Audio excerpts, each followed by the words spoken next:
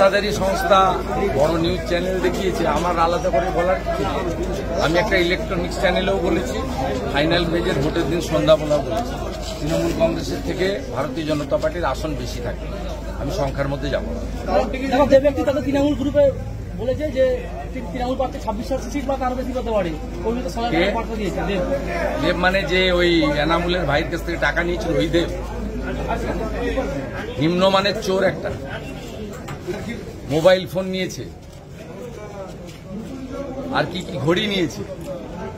ডাকাতের প্রশ্নের উত্তর দিতে হবে নাকি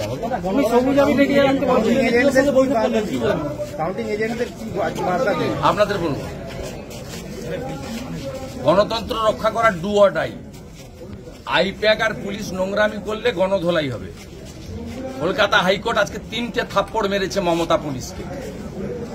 এক, নন্দীগ্রামে আমাদের নেতা 6 জন নেতাকে একটা মুসলিম মেয়েকে ডেকে এনে ফলস মামলা করিয়েছে। এত নিম্নমানের মমতার পুলিশ, এর ফল ভোগ করতে হবে। এত পাপ করছে, ধ্বংস হয়ে যাবে, আমরা ঈশ্বরে বিশ্বাস করি।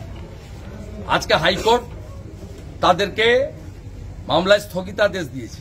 ডাক্তার প্রণব টুডুর মতো একজন জনজাতি মূলবাসী কৃতি ডাক্তার, তাকে এই কাছেই গড়বেতার খড়কুসমাতে কিছু মমতা ব্যানার্জির জিহাদি, জঙ্গি, টেরারিস্ট শাহজাহানের মতো প্রকাশ্যে মেরেছে, মাথা ফাটিয়েছে।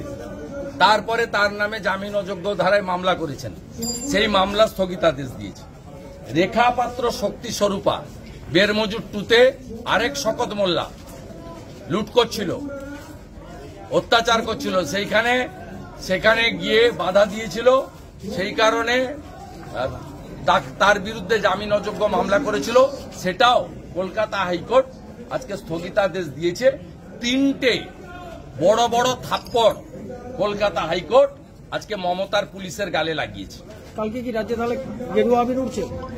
কালকে রাজ্যে কি তাহলে গেরুয়া? সবাই জানে, আপনি নিজেও তো বিজেপিকে ভোট দিয়েছেন।